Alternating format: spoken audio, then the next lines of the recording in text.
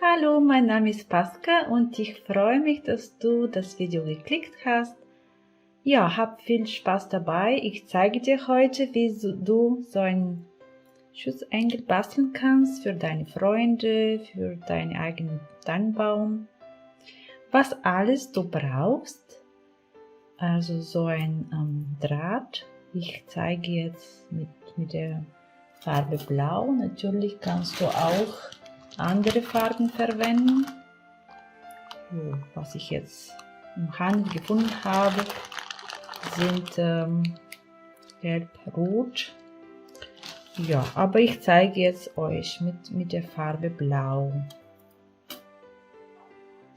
Was noch du brauchst für den Kopf, habe ich so alte Ketten auseinandergenommen und genau hier oben habe ich das schon gekauft, aber du kannst auch, das ist auch aus einer alten Kette, kannst du auch sowas verwenden oder einen Knopf kann man auch,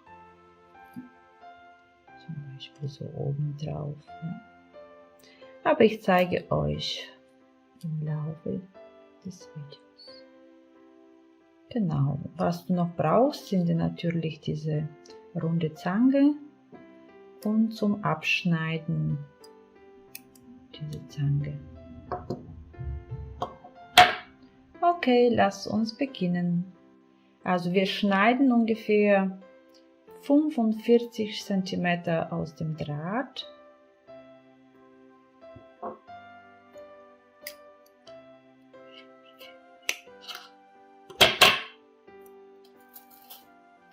Dann nehme sozusagen genau in der Mitte und biege.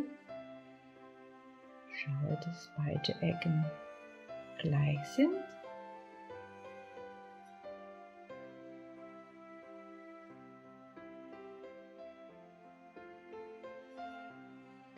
Genau. Jetzt hast du das unten schon geschafft. So, jetzt nehme so mit so einem Abstand ungefähr 1 cm und biege. Von der anderen Seite halte in der Mitte und nehme auch so 1 cm und biege. Und schaue, dass jetzt sozusagen gleich aussieht von beiden Seiten. Genau. Und wie gesagt, je nachdem wie groß ist dein Engelchen, kannst du selber entscheiden. Genau, hier kommt ein bisschen der schwierigste Teil, und zwar jetzt musst du aufpassen, dass die Flügel gleich groß sind, deswegen nehme ungefähr 1-2 cm und biege das nach unten. Und von hier nehme auch so 1-2 cm und biege das auch nach unten. Genau, dann siehst du schon ein bisschen, ist unterschiedlich, aber macht nichts. Sieht aber gut aus. Und jetzt, genau, jetzt schneide ich, dass das genau gleich aussieht. Also genau die gleiche Länge hat. Und jetzt nehme diese runde Zange und halte richtig hier fest, die Zange auch natürlich fest, und biege so rum.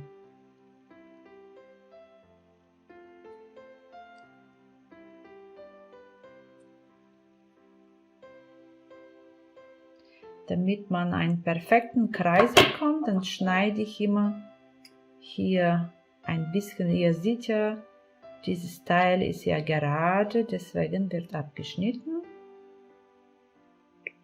Dann kriege ich einen perfekten sozusagen Anfang und dann halte hier wieder und drehe langsam, halte fest.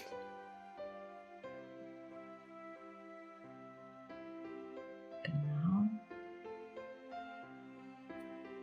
Sieht so aus. Und dann wieder die Zange weiter stellen und dann wieder ziehen oder beziehungsweise rotieren und dann schauen, dass diese Spirale in eine Ebene bleibt. Ja. Und immer wieder die Zange nehmen.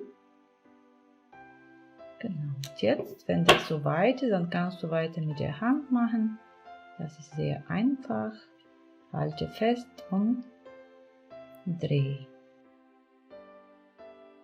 Ja, beim ersten Mal wahrscheinlich wird nicht so perfekt sein, keine Sorgen. Trotzdem wird bestimmt gut aussehen. Ungefähr so weit. Und dann mache ich die andere Seite genauso.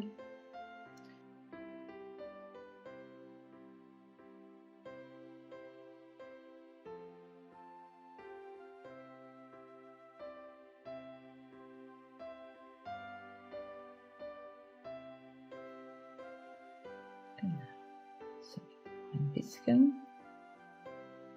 Jetzt sind ungefähr gleich, ja. Und dann nehme das nach innen. Und hier stelle jetzt deinen Finger und mache so einen Knack. Ja. Und dann erst nach oben. Genauso stelle das jetzt dein Finger hier auch. Und mache hier auch so. Und dann erst nach oben. Und jetzt kannst du natürlich ein bisschen weiter die Flügel sozusagen ziehen. Und jetzt erstmal binde ich hier fest und dann passe ich das noch ein bisschen.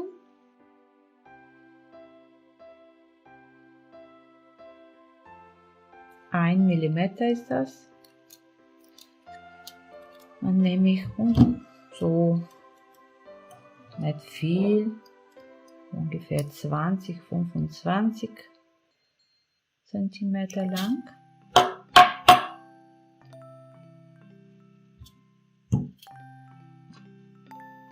Und dann, hier ist ein bisschen tricky, also nehme beide jetzt, also unten einmal, dann nach oben, halte hier fest und so wie eine Faden rumherum. Ja. Genau. Hier ziehen, schön ziehen, hier auch schön ziehen und dann nehme das andere auch und genau so nach unten und richtig ziehen und dann wieder in der Mitte, damit das wieder oben kommt. Genau, und dann wieder richtig weit jetzt ziehen, dass das fest bleibt und sich nicht mehr so viel bewegt. Genau, nochmal. Und dann entscheide ich mich für eine Vorderseite, also hinten kann man das auch ein bisschen schöner machen und mache ich, damit das noch fest ist, noch einmal, also das könnt ihr selber entscheiden. Und hier unbedingt jetzt ein bisschen so kreuzen, beide Ecken. Genau, es kommt nach unten für die dafür, nach unten und das ist jetzt für den Kopf. Genau, und jetzt für oben habe ich mich jetzt entschieden für einen weißen Kopf, weil der ist jetzt ein bisschen kleiner und ich glaube, das ist ein bisschen zu groß. Genau, dann nehme ich das und dann schaue ich mir, was habe ich da noch. Dann nehme ich sowas hier, schönes, sieht ja wie richtig, ist interessant, lustig. Und dann nehme ich mir noch einen kleinen Kugelchen, so eine Perle. Das sieht noch lustiger aus. Genau, und oben ist ganz easy. Dann macht ihr einmal nach vorne und dann einfach hier rund formen.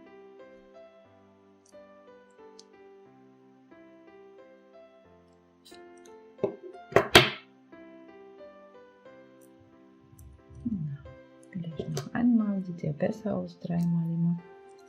Irgendwie. Genau. Und dann hier schneide ich mir schon ein bisschen, zu viel. Und dann das Ende, damit das jetzt nicht kratzt. Und wenn man sich verletzt, dann biege ich ein bisschen so rum. Ja. Und dann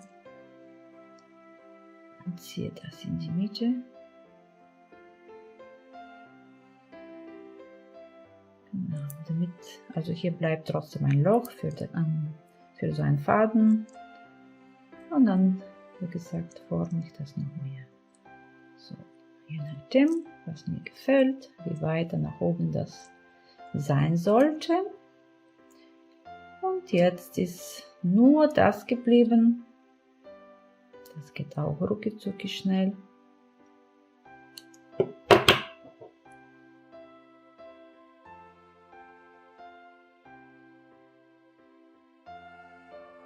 Und hier ist wichtig, einmal so rum und dann wieder. Und sieht besser aus. Wenn man einmal in die andere Seite und dann ist es auch stabiler.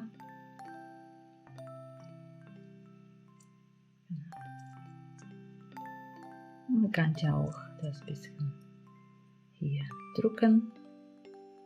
Und wenn du möchtest, kannst du das so lassen oder die Flügel noch ein bisschen nach draußen ziehen. Mach das, was dir gefällt. Genau. Jo. Das war's von mir.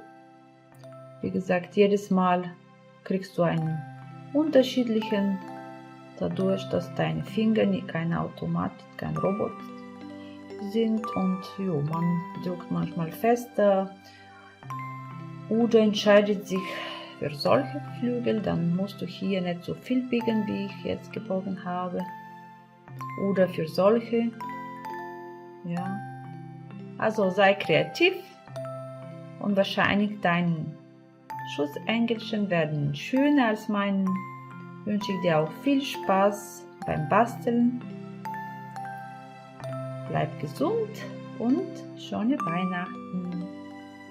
Deine Spaska.